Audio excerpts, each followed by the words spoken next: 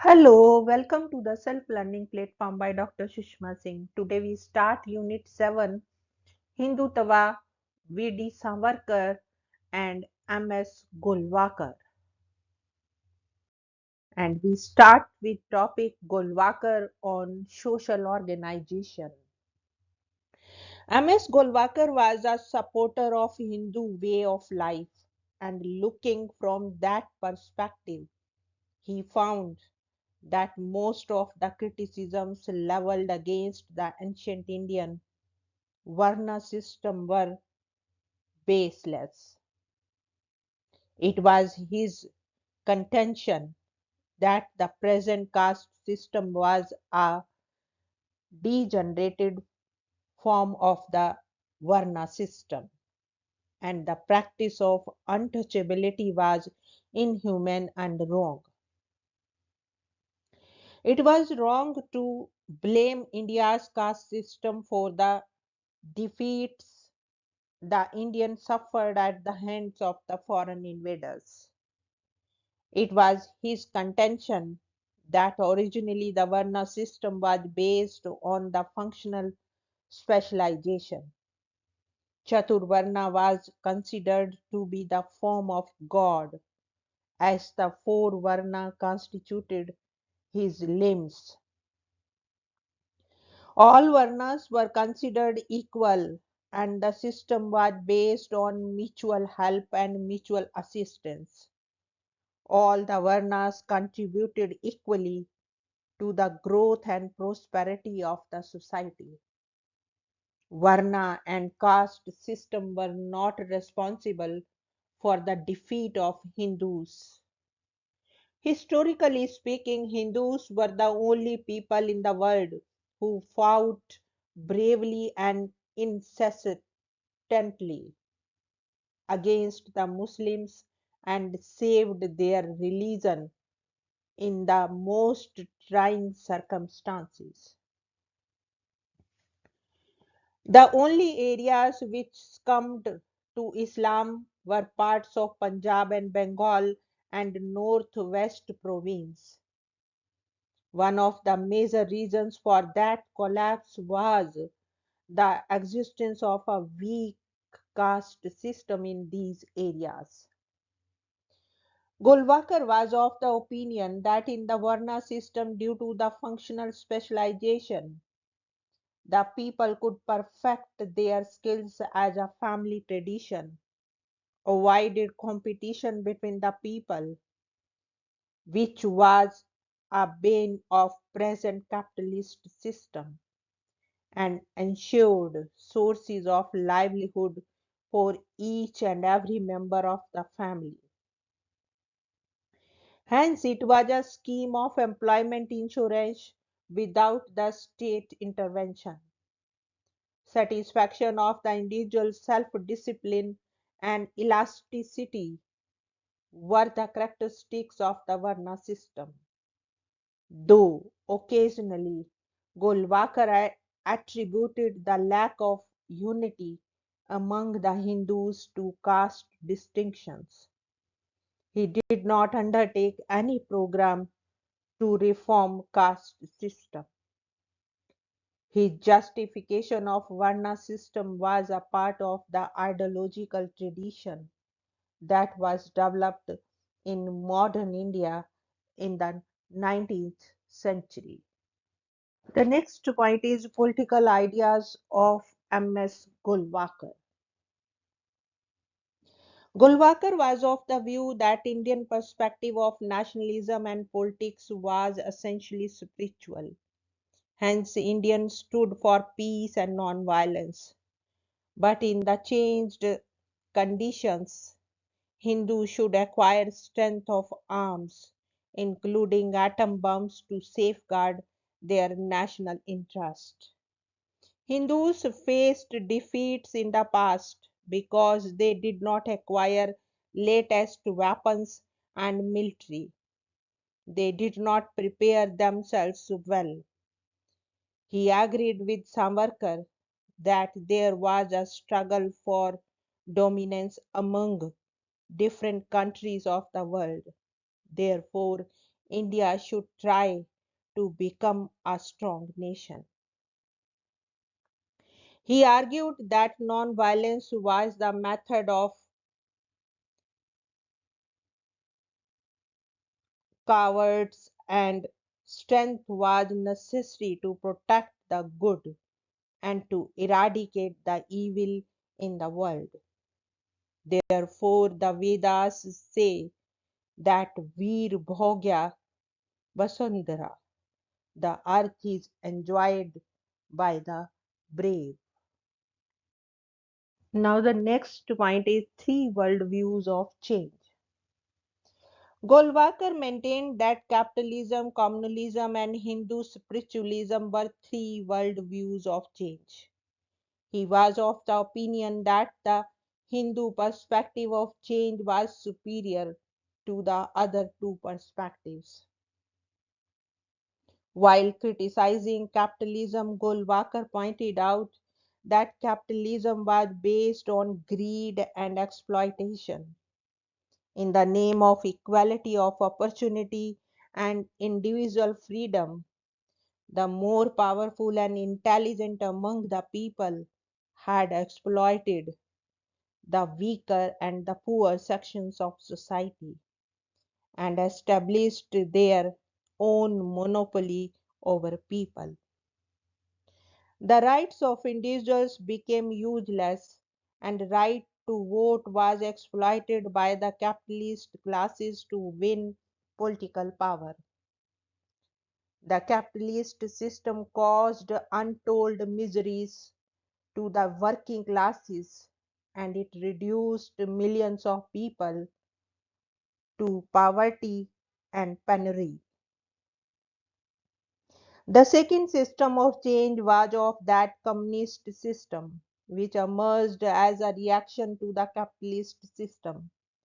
It offered materialist interpretation of history, but the materialist interpretation of Marx proved wrong because his prediction of inevitably of revolution did not materialize.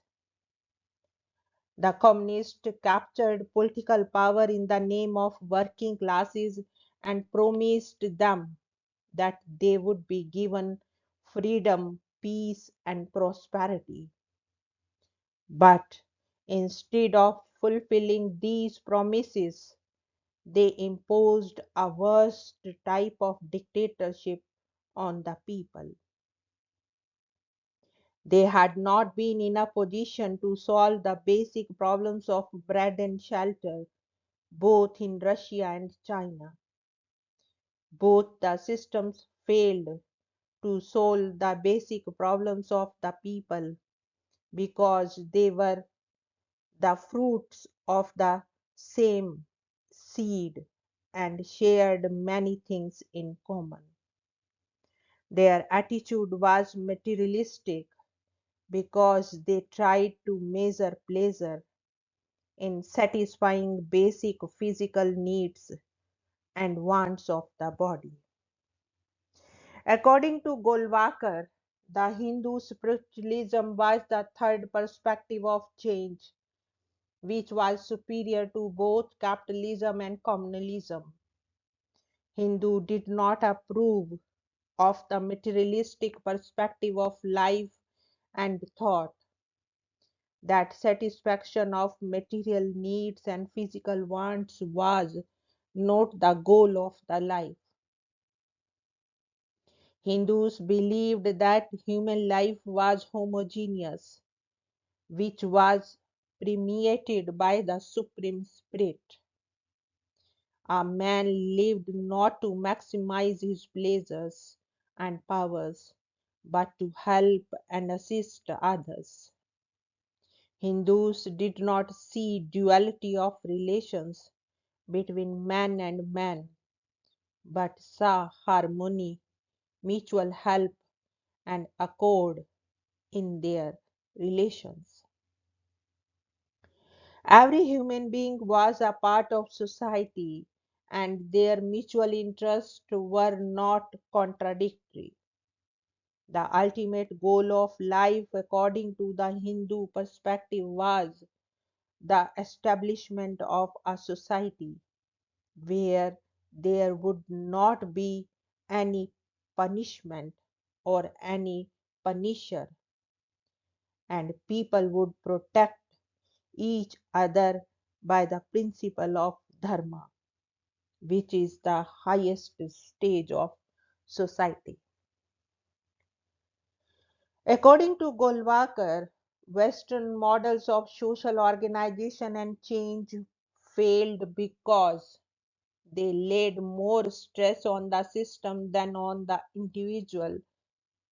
In fact, individual was the basis of the society, and hence development of the individual was the goal of the Hindu social life. Next point is negative and positive Hindutva. According to Golwalkar, there prevailed two types of Hindutva in India. The first type of Hindutva was called negative Hindutva, and the second type of Hindutva was called positive Hindutva. The negative Hindutva was developed as a reaction to Muslim communalism or the Congress secularism. The negative Hindutva was based on hatred. It constantly thought negatively about others and vice versa. Therefore, we should not develop our social system in contrast to Muslims and the British, because there would not be any positive content in it. Those leaders who followed negative Hindutva remained firm supporter of Hindutva, but because of their first opposition to Muslims in their minds, culturally they became Muslim. The work of organization and development of Hindu had nothing to do with Muslim, because it was not undertaken to oppose Muslims as such. He said that negative Hindutva was a means to capture political power. Golwalkar was of the opinion that his Hindutva was positive Hindutva in the sense that it would not develop as a reaction to any adversity. It was his contention that the essence of positive Hindutva was the organization of Hindus as a social force in the society, which would continue to remain steadfast and resolute in the most trying circumstances. The seizure of political power was not objective of positive Hindutva, because it believed that all our problems could not be solved with the help of political power. There were many historical evidences in the past that showed that great empires established with the help of political power were destroyed by the savage invaders.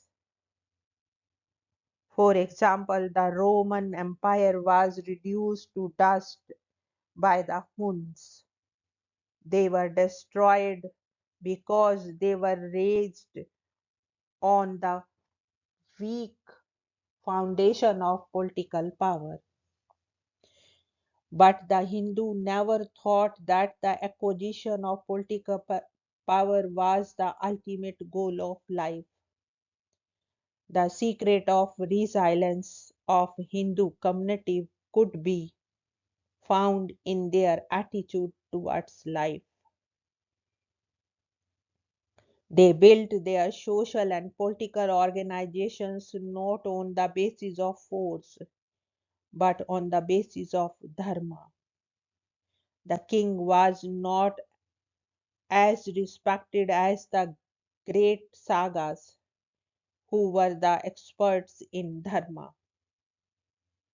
The national regeneration of Hindu was not brought about by great kings but by great sagas like Shankaracharya, Chaitanya, and Nanak.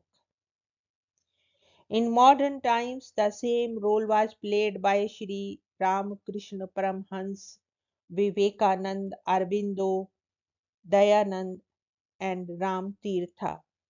Golwalkar maintained that the great goals in life were not achieved with the help of political power. History had shown that great religions such as Islam and Christianity got corrupted because of political power. The lust for political power destroyed great religious movement. The communist experiment of establishing the socialist society in Russia with the help of political power had failed. In the state decided to undertake the task of rejuvenation of cultural values and social organizations, it had not achieved success, but in the process it corrupted other cultures and societies as well. Golwalkar argued that it was the goal of positive Hindutva to remain outside the seat of political power, but control it from outside so that it would work in the interest of the society. The greatness of a nation lies not in political power but outside it. Therefore, he pleaded for developing a strong and well organized society which could work as bedrock. He had compared the society to a sun which gave light, energy, and strength to different organs of society. The goal of the RSS was to develop individual as well as society so that it could become strong, united, and powerful. The vision of Golwalkar was a political vision, and it was based on the programs of an organized and conscious effort to change the social, cultural, and political life of the society. Though he rejected political power, the state power as sovereignty and national strength were crucial to his vision of a Hindu nation. Next point is Hindu nationalism of M.S. Golwalkar, a critical study. Along with Savarkar, Golwalkar can be considered as a philosopher of Hindutva. Golwalkar sought to develop his Hindutva on the basis of the Indian spiritualism or non-dualistic monism of Shankaracharya. But there were some tensions in his position because in the Vedanta there were unity between the individual soul and the supreme soul. This unity pervaded all human beings, including the Hindus and Muslims. The Indian spiritualism did not make distinction between Hindu and non-Hindu souls. Secondly, he tried to reject the concept of territorial nationalism, but his own concept of cultural nationalism was based on territoriality of motherland.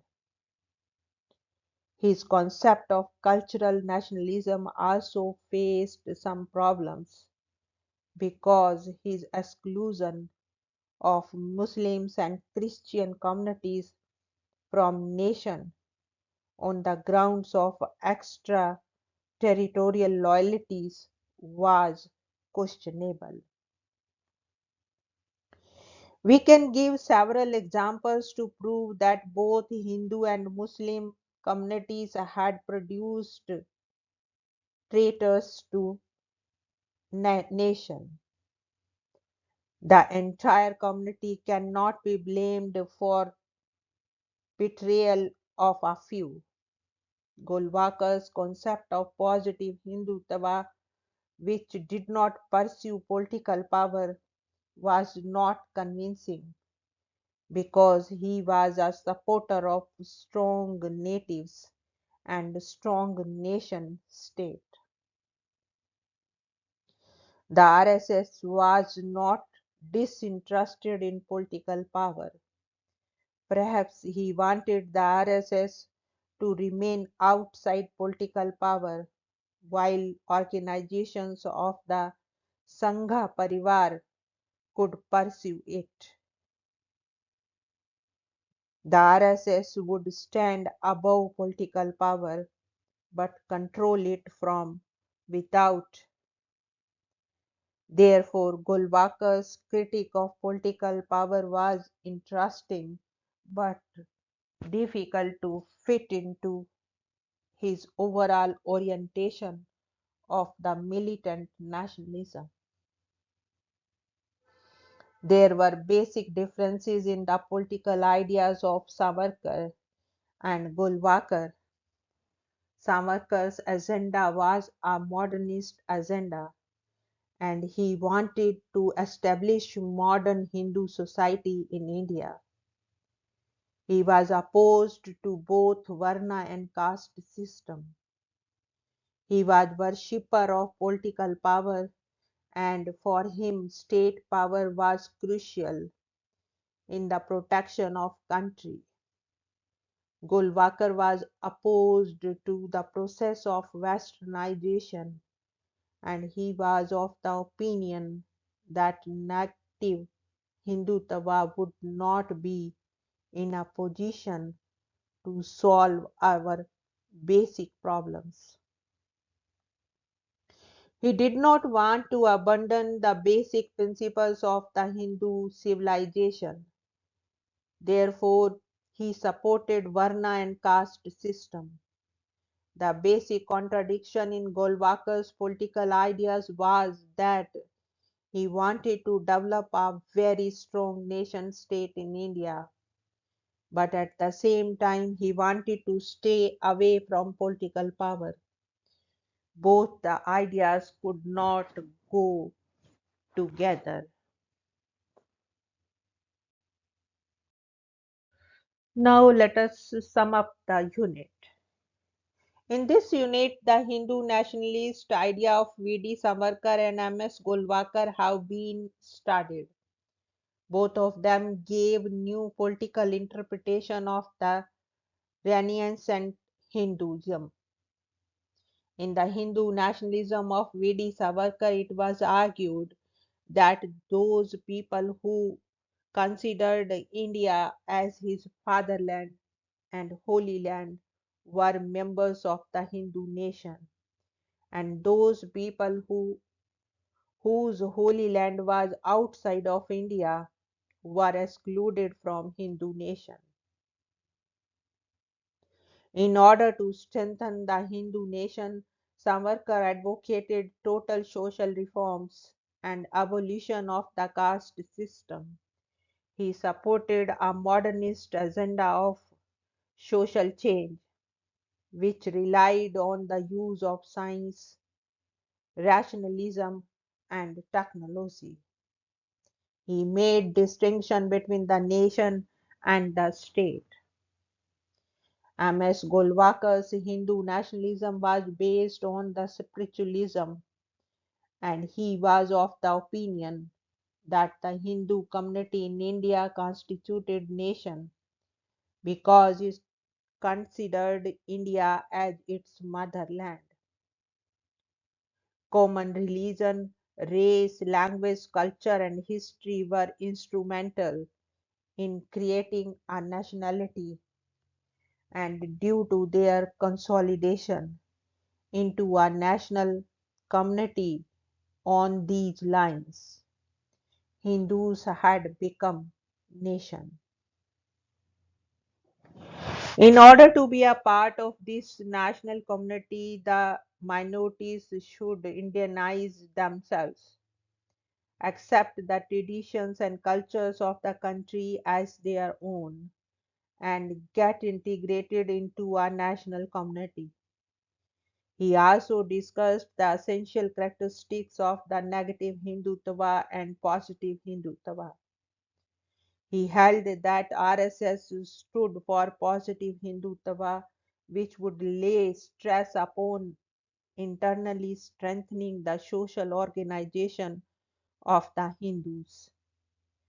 The negative Hindutva was a means to secure political power, but he was of the opinion that political power was not an adequate means to achieve social progress.